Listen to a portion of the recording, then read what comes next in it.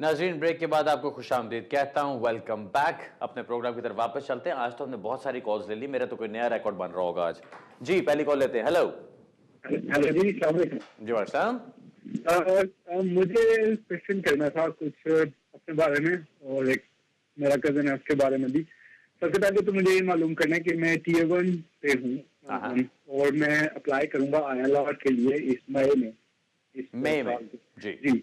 मेरा ये है कि मेरी वाइफ जो थी वो इधर आई थी पहले और 1.5 साल रहकर चली गई, ठीक और उसके बाद अब वो तकरीबन 1 साल के गैप के बाद दोबारा आई है। ठीक।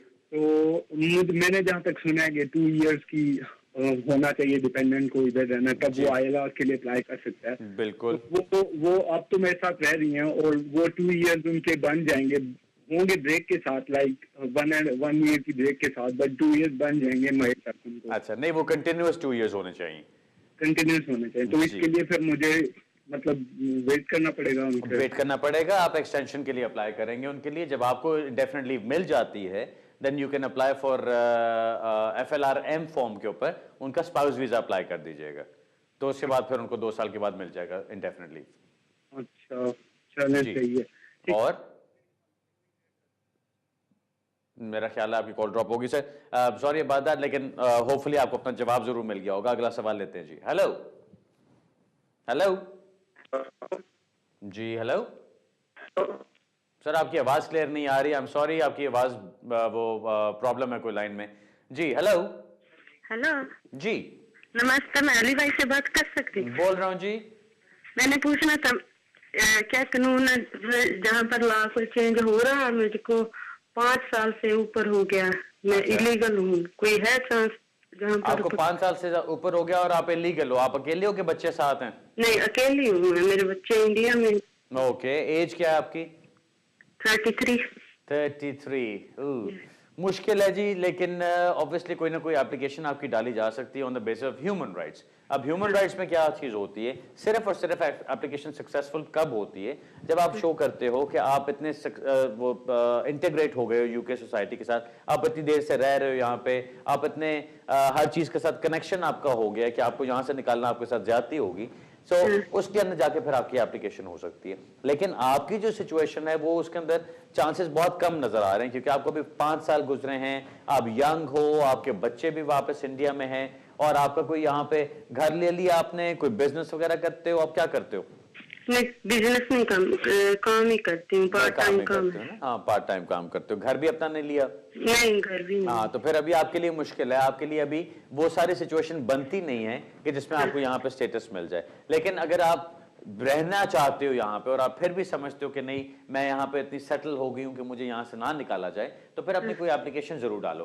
बिकॉज जब तक आप कोई एप्लीकेशन नहीं डालोगे, आप सिस्टम में नहीं आते। जब तक आप सिस्टम में नहीं आओगे, कल को आपको कोई फायदा नहीं होगा। अभी देख लो, जिन लोगों को लेगेसी में स्टेटस मिला, इससे पहले जिन लोगों को कोई भी स्टेटस मिला, कोई ना कोई एप्लीकेशन उनकी डली होती है। और जब कोई नई कोई पॉलिसी आती है, कोई नई चीज आती है, तो उसमें हमेशा कहा जाता है उन लोगों को स्टेटस मिलता है, उन लोगों को फायदा मिलता है जो सिस्टम में मौजूद होते हैं या जिन्होंने कभी ना कभी सिस्टम के साथ कोई कांटेक्ट किया होता है। अब अगर आप आए, फॉर एग्जांपल, अगर आप विजिटर वीजा पे आए और आप आके ओवरस्टे हो गए, उसके बाद कोई एप्लीकेशन आपने नहीं डाली, तो आप सिस्टम में तो कहीं पे भी नहीं हो। सो इसलिए बेहतर है कि कोई ना कोई एप्लीकेशन डाल दो, चाहे रिफ्यूज हो जाए, फिर रिकंसिडरेशन डालो उसको, चाहे उसको बिल्डअप करो आहिस्ता आहिस्ता। साल लगता है, 2 साल लगते हैं, लेकिन आप होम ऑफिस रहते हैं, कॉन्टैक्ट तो रहते हो ना। उसमें फायदा ये कि कल को कोई अगर रिफ्यूजल आता भी है तो आप उसको चैलेंज करने के काबिल होते हो। अदरवाइज अभी आपके पास कुछ भी नहीं है। कल को कोई पॉलिसी अगर आती तो आपको फिर फायदा मिल सकता है, अदरवाइज अभी आपके पास कुछ भी नहीं है, तब भी कुछ भी नहीं होगा। मेरे पासपोर्ट की डेट भी एक्सपायर हुई है। हाँ, वो उससे कोई फर्क नहीं पड़ता। इससे कोई फर्क पड़ेगा? नहीं, उससे कोई फर्क नहीं पड़ता, बिकॉज पासपोर्ट पे आपका स्टेटस तो है नहीं। पासपोर्ट तो सिर्फ आपका एक ट्रैवल डॉक्यूमेंट है कि अगर आपने ट्रैवल करना हो तो आप उसके ऊपर ट्रैवल कर सकते हो। लेकिन अगर मैंने वापस जाना हो वैसे अब, तो क्या मेरे को, मैं उस पासपोर्ट पे तो नहीं जा सकती? नहीं, उस पासपोर्ट पे आप नहीं जा सकती। फिर आप जाओगे इंडियन एम्बेसी, वहां जाके उनसे कहोगे आपको ट्रैवल डॉक्यूमेंट बना के देंगे, उस ट्रैवल डॉक्यूमेंट के ऊपर आप वापस जा सकते हो। Okay, okay, thank you, all the best जी, you are welcome, thank you, bye bye. अगला सवाल लेते हैं जी। हेलो।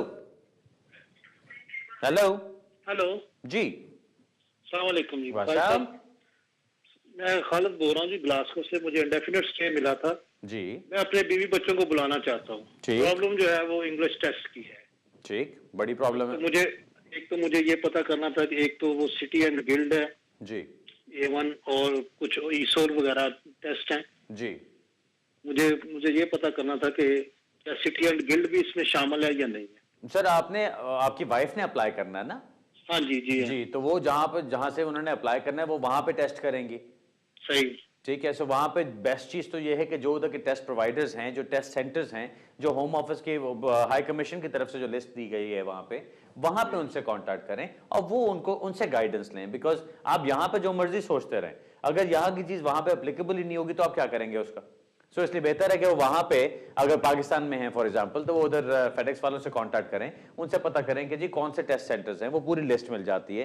फिर वहां पे जाके आप उन टेस्ट सेंटर से बात करते हैं कि क्या क्या करना है। अभी जो नई चीज मैं सुनने में आ रही है कि पहले वो कर रहे थे कि सिर्फ वर्बल हो जाता था, अब तो उन्होंने कहा कि जी हम इसकी वीडियो रिकॉर्डिंग भी करेंगे। सो अब वो उस तरह की चीजें आ रही हैं। सो बेहतर है कि जो अप टू डेट इन्फॉर्मेशन आपने देखनी है वो आपको वहीं पे मिलेगी, वहीं से उसको पता कीजिएगा। बाकी जो इमिग्रेशन रूल्स के रिक्वायरमेंट्स हैं वो तो आई एम श्योर आपको पता ही होगा कि जो भी करना है आपने। और कुछ आपने पूछना है इसमें? और दूसरा, मैं अगर उनको मैं विजिट पे यहाँ बुलाना चाहूँ तो बुला सकता हूँ? जी, विजिट पे किसी को भी आप बुला सकते हैं। विजिट के लिए देखिए शर्त क्या होती है। तो कोई फर्क नहीं पड़ेगा अगर मैं दोबारा उनका परमानेंट वीजा अप्लाई करता हूँ यहाँ पर आके? नहीं, वही यहाँ से नहीं, यहाँ से तो नहीं मैं कर सकता जी। वहां से तो मतलब अगर वो विजिट पे आए, आके वापस चले जाएं, फिर दोबारा वहां से अप्लाई करें जी, और मैं यहाँ से उनको इंग्लिश टेस्ट पास करवा सकता हूँ? जी बिल्कुल। चलें मैं आपको बताता हूँ, आप गौर से सुनिएगा। जो इंपॉर्टेंट चीज है वो ये है कि आपने इमिग्रेशन रूल्स को पूरा करना है, इमिग्रेशन रूल्स की रिक्वायरमेंट पूरी करनी है। अब स्पाउस वीजा के लिए ये उन्होंने रिक्वायरमेंट डाल दी है कि आपके स्पाउस के पास इंग्लिश टेस्ट होना चाहिए जो एक्सेप्टेबल है यहाँ पे। अब वो टेस्ट करने के लिए उन्होंने वहां पे किसी सेंटर से बात करनी। अब जो आपका सवाल है कि जी वो यहाँ पर आते हैं, विजिट वीजा पे आ सकते हैं कि नहीं, आप उनको अप्लाई करवाइए। सीधा सीधा ये बताएं कि जी अभी इंग्लिश टेस्ट पास नहीं कर सकती, इसलिए मैं इनका स्पाउस वीजा अप्लाई नहीं कर रहा, मैं इनको विजिट वीजा पे इसलिए लेकर आना चाहता हूं कि हमारी फैमिली लाइफ तो है, ये मेरी वाइफ है, मैं उससे मिलना चाहता हूं, आपके हो सकता है बच्चे हैं साथ, मैं उनसे मिलना चाहता हूं। सो इनको विजिट पे यहां पर आने की इजाजत दी जाए कि यहां पर आएं और उसके बाद ये वापस चले जाएंगे। और फिर जब ये इंग्लिश टेस्ट पास कर लेंगी उसके बाद मैं स्पाउस वीजा अप्लाई करूंगा, उसके बाद इमिग्रेशन रूल्स के तहत मैं इनको अप्लाई करके यहां पर लेकर आऊंगा on the proper spouse visa. अब जब आपने ये बात कर दी, अब आपने फैमिली विजिटर की एप्लीकेशन भी दे दी, आपने सारी इंफॉर्मेशन भी डाल दी, आपने इंटेंशन भी डिक्लेयर कर दी कि वो यहां पर आएंगे और वापस चले जाएंगे, और ये भी बता दिया कि आपने सेटलमेंट के लिए क्यों नहीं अप्लाई किया। अब कोई जवाब नहीं रहता आपकी एप्लीकेशन को, विजिट वीजा की एप्लीकेशन को रिफ्यूज करने के लिए। अब दूसरी बात होती है वो यहां पर आते हैं, यहां पर आके वो टेस्ट पास कर लेते हैं। अब अगर तो उन्होंने वो उस लेवल पे पास कर लिया जो कि वहां पे रिक्वायरमेंट है, तो फिर वो टेस्ट भी चलना चाहिए। अगर वो नहीं होता, वहां पे जाती हैं, उधर जाके उनको दोबारा टेस्ट करना पड़ता है। जब भी वो टेस्ट को पास करती हैं तब वो स्पाउस वीजा के लिए अप्लाई कर सकती हैं। मीनवाइल अगर उनको फैमिली विजिटर का वीजा लग चुका है पहले, तो वो उसी के ऊपर आती हैं, वापस चले जाती हैं। दोबारा भी आना हो तो वो दोबारा उसके ऊपर अप्लाई कर सकती हैं। मेन चीज ये याद रखिए, विजिटर एप्लीकेशन के लिए आपने जो इंटेंशन उनको दिखानी, उस इंटेंशन के ऊपर उन्होंने फैसला करना होता है। अब आपकी इंटेंशन ये है कि वो यहां पर आएंगी, आगे थोड़ी देर रुकेंगी, उसके बाद फिर वो वापस चले जाएगी। अब ये अगर इंटेंशन आपने प्रूव कर दिया इस इंटेंशन को, अब जाहिर है इंटेंशन कोई ऐसी चीज तो नहीं कि वो सर खोल के निकाल के बाहर रख दें कि जी देखो ये इंटेंशन है, ऐसी बात तो नहीं। वो आपके डॉक्यूमेंटेशन से, आपकी बाकी सारी जो कनेक्शंस होते हैं उससे चीज प्रूव होती है। अब अगर वहां पे आप उनको पैसे भेजते हैं, वो उनके पास रहने की जगह है, बच्चे स्कूलों में जा रहे हैं, सारा कुछ चल रहा है, तो वो सब एविडेंस आप साथ लगाएंगे। अगर आप कहते हैं कि जी उन्होंने 6 महीने के लिए यहां पर आना है और बच्चों के स्कूलों को भी मारो गोली, तो बाकी सब कुछ भी, तो वो इंटेंशन साफ जाहिर हो जाती है कि जी 6 महीने कौन से बच्चे स्कूल से दूर रह सकते हैं। वो जाहिर है ज्यादा से ज्यादा ये होगा कि एक शॉर्ट विजिट के लिए आएंगे, जब गर्मियों की छुट्टियां होंगी फॉर एग्जांपल, वो तब आएंगे, या बीच में कहीं और छुट्टियां होंगी, 3 हफ्ते की, 4 हफ्ते की छुट्टियां आ रही हैं, वो उसके लिए आएंगे। अगर आप वो चीज करते हैं तो आपकी इंटेंशन बिल्कुल उसकी लाइन में चलती है जो आप बात करना चाह रहे हैं।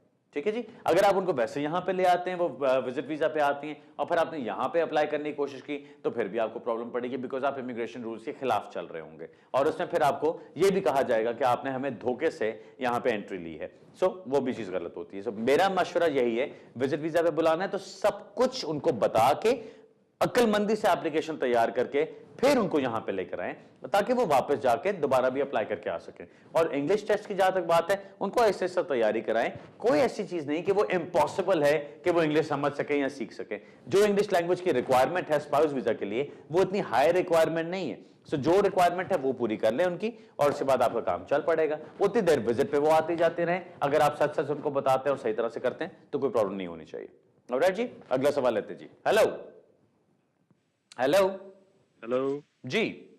सर, मैं 2 साल पहले आया था यहाँ पे स्टूडेंट वीजे पे, हाँ, और अभी मेरा कॉलेज सस्पेंड हो गया, लेकिन प्रॉपर बंद नहीं हुआ जी। और कॉलेज वाले कह रहे हैं कि अगर कॉलेज बंद हो जाता है तो हम आपको सेम यूनिवर्सिटी के अंडर कोई कॉलेज होगा, यूनिवर्सिटी आपको वहाँ पे शिफ्ट कर देगी जी। और अभी मेरा सवाल ये है कि कॉलेज वाले तो कह रहे हैं कि अगर आपको दूसरा कॉलेज एक्सेप्ट कर लेता है तो आपको नया वीजा लेने की जरूरत नहीं है। अगर वो एक्सेप्ट करता है, अगर वो एक्सेप्ट नहीं करता तो आपको वीजा लेने की जरूरत है। तो क्या ऐसे ही है कुछ? यही पूछना था बस मैंने। अच्छा, चलो मैं बताता हूँ जी।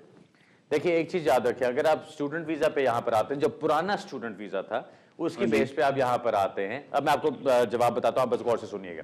जब अगर आपका पुराना स्टेटस था, जो पुराना स्टूडेंट वीजा होता था, जब टियर 4 इंट्रोड्यूस नहीं किया गया था, उसके अंदर ये चीज होती थी कि अगर आप यहाँ पर आए, आप आगे स्टडी कर रहे हैं, आपका कॉलेज बंद हो जाता है, सस्पेंड हो जाता है, कोई और कॉलेज आपको एक्सेप्ट कर लेता है, आप वहां पर जाते हैं तो वही स्टेटस आपका वहां पर चलने लग जाता है। उसके लिए सिर्फ आपको होम ऑफिस को इन्फॉर्म करने की जरूरत होती थी कि जी अब मैंने ये कॉलेज चेंज करके अब मैं इस कॉलेज में आ गया हूं, प्लीज अपनी डिटेल्स अपडेट कर लें। अब क्या चीज है, अब आपके बिल्कुल एक डिफरेंट सिस्टम है जो टियर 4 कैटेगरी है। अब उसके अंदर जो आपका स्पॉन्सर होता है, यानी जो आपका कॉलेज होता है, वो आपका एक कैश लेटर इशू करता है। अब कैश लेटर होता है confirmation of acceptance of studies. अब उसके अंदर क्या चीज है कि वो बताते हैं कि जी कौन सा कोर्स है, स्टार्ट और एंड डेट्स क्या है, किस तरह चलना है, सारा कुछ। और उसके लिए सिर्फ कैश लेटर के ऊपर ही वीजा इश्यू हो सकता है। सो अगर आपको एक वीजा इश्यू हुआ जो कि एक और कैश लेटर के ऊपर इश्यू हुआ है, और अब आपका वो कॉलेज बंद हो रहा है या उसके कोई प्रॉब्लम्स आ रही हैं और आप किसी और कॉलेज में जाना चाहते हैं, तो आपको नई एप्लीकेशन ही करनी पड़ेगी। और वही बेहतर है, बिकॉज उसमें आपको पूरी क्लैरिफिकेशन मिल जाती है कि आपके स्टेटस का क्या हो रहा है। अदरवाइज आप एक कंफ्यूजन में रहेंगे कि जी उन्होंने एक्सेप्ट किया, नहीं किया, होम ऑफिस का कोई जवाब नहीं आया, पता नहीं चला, और पता चले जी कल को जब आप जाके एक्सटेंशन के लिए अप्लाई करना चाहते हैं तो होम ऑफिस का लंबा चौड़ा चिट्ठा आ जाए आपको कि नहीं, आपको रिफ्यूज किया जा रहा है बिकॉज आपने ब्रीच में ये किया, आपने ब्रीच किया, ये किया, वो किया। उसके बजाय बेहतर है आप नई एप्लीकेशन डालें और उसके अंदर उनको बताएं कि जी नया लेटर ये है, नया कॉलेज ये है, पिछला कॉलेज बंद हो गया या सस्पेंड हो गया, व्हाटएवर, और मैंने अपनी स्टडीज को स्विच कर लिए जिसके ऊपर नया कैश लेटर इशू हुआ है, ये मेरे वो मेंटेनेंस की फीस है। क्योंकि आप कंटिन्यूसली एज ए स्टूडेंट चल रहे हैं, आपको सिर्फ 2 महीने की मेंटेनेंस दिखानी पड़ेगी, वो दिखा के उसकी बेस पे अप्लाई करें। होपफुली कोई मसला नहीं होना चाहिए। अगला सवाल लेते जी। हेलो जी, अस्सलाम वालेकुम। वालेकुम। ये अली भाई, क्या हाल चाल है? खैरियत सर। सर, आज से मेरे ख्याल से 5-6 महीने से आपको ट्राई करने की कोशिश कर रहे थे, आज अल्लाह किया मिल ही गई है कॉल। सर जी, आप इतनी देर से ट्राई कर रहे हैं, दफ्तर आ जाना था। एनीवे बताइए। सर, मैं भी 2-3 दफा फोन किया था, उन्होंने कहा था कि वो भी है नहीं है, बिजी हैं, तो इसलिए वो बात नहीं हो सकी। आप समझ सकते हैं कितनी कॉल्स आती होंगी। अगर हर बंदा फोन करके कहे हाँ जी मैं 2001 में आया था, फिर ये हुआ, फिर वो, टीवी की तरह तो वहां नहीं चल सकता, वो तो अपने दुकान वाला टाइम होता है। अली भाई, सिर्फ ये है जी, कि मैं यहाँ पर विजिटर आया था, तो मैं इलीगल था यहाँ पे ना, तो मैंने यहाँ पर ना एक ब्रिटिश लड़की से शादी की थी, तो 3 बच्चे भी थे। तो मेरा वीजा उन्होंने 3-4 दफा रिफ्यूज कर दिया था। तो एंड ऑफ द डे मेरा ना 18 अक्टूबर को मेरी कोर्ट में हेयरिंग थी। तो वो 18 अक्टूबर को जब मेरी कोर्ट में हेयरिंग थी, मैं गया था, तो उन्होंने 1 नवंबर को मुझे, यानी कि कोर्ट की तरफ से लेटर आया था कि आपकी अपील जो है ना अलाउ कर दी है हमने, तो उसके बाद तो अब आप वेट करें। तो मैंने सिर्फ यही पूछना था कि अब क्या मुझे वो दोबारा रिफ्यूज कर सकते हैं होम ऑफिस वाले, या मुझे कितनी देर अब इंतजार करना पड़ेगा, क्या वो मुझे वीजा देंगे या नहीं देंगे, इसका पूछना था मैंने आपसे। ओके, चलो मैं बताता हूँ जी। देखिए सर, जो एक अच्छी बात होती है और जो होना चाहिए वो तो यही है कि अगर होम ऑफिस ने अपील लूज की है और जज ने आपके केस को अलाउ कर दिया है, अपील को अलाउ कर दिया है, और होम ऑफिस ने आगे से उसको चैलेंज नहीं किया, तो वो आपको स्टेटस इशू कर दे। अब आजकल होम ऑफिस ने क्या एक नई चीज पकड़ी हुई है जो कि मैंने 1-2 केसेस में देखी है और जिसमें शदीद गुस्सा आता है मुझे भी, वो ये उन्होंने किया है कि अगर अपील अलाउ हो भी गई, वो फिर भी जाके कुछ कुरेदते रहते हैं, कुछ ढूंढते रहते हैं, कुछ फाइंड आउट करने की कोशिश करते हैं कि क्या ये सब कुछ सही है, क्या जो बताया गया वो सही था, और अगर ना हो सही तो वो फिर आपको पहले स्टेटस इशू करते हैं और इशू करके साथ ही फॉरन रिफ्यूजल लगा देते हैं कि जी हमें ये इंफॉर्मेशन मिली है। सो अगर तो आपकी इंफॉर्मेशन सारी सही है और उसके अंदर कोई ऐसी प्रॉब्लम नहीं है, कोई ऐसी 2 नंबरी नहीं किया आपने और उसमें कोई वो जज को कोई शक नहीं हुआ और जज ने क्लियरली डिसीजन दे दिया और होम ऑफिस वालों ने भी कोई शक नहीं करना उसके ऊपर, तो आपको अब आराम से स्टेटस इशू हो जाना चाहिए। अनफॉर्चुनेटली आपको जो स्टेटस मिलेगा वो अभी सिर्फ डिस्क्रिप्शन लीव ही मिलेगी।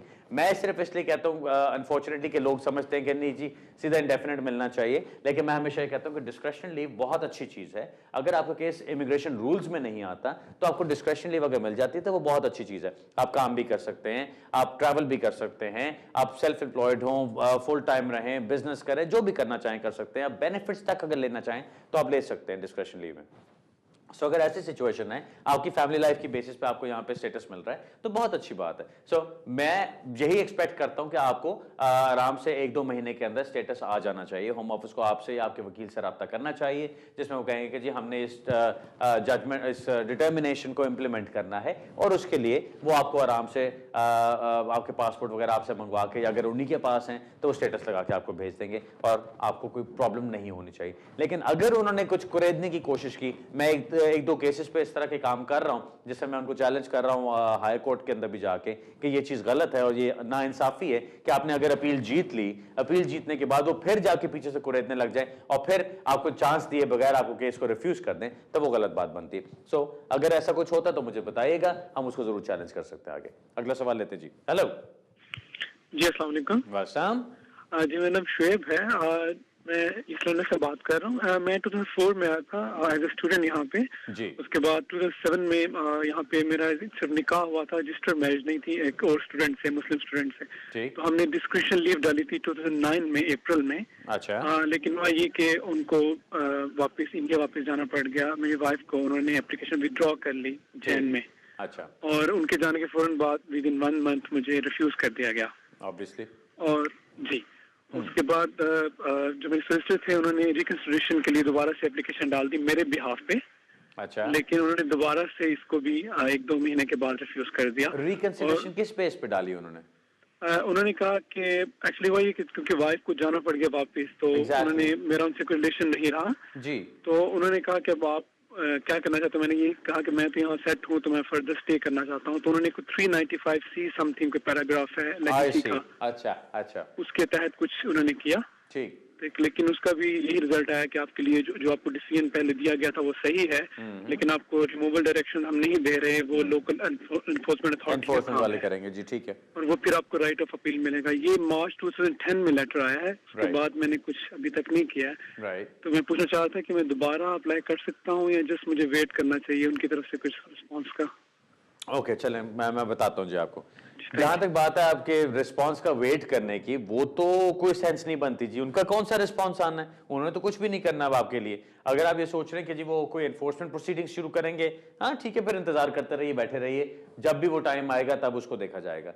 अगर तो आप ये चीज करना चाहते हैं कि आप कुछ फैसला कराना चाहते हैं, आप कोई प्रोएक्टिव अप्रोच रखना चाहते हैं यहाँ पे कि क्या हो रहा है आपके केस में, बिकॉज जहां तक मुझे समझ आई है आपने केस डाला इस बेस पे कि आपने यहाँ पे शादी कर ली है, वाइफ आपकी इंडियन नेशनल है, आप इंडिया नहीं जा सकते, वो आपके साथ यहाँ पे ही रहेंगी और कहीं नहीं जा सकती।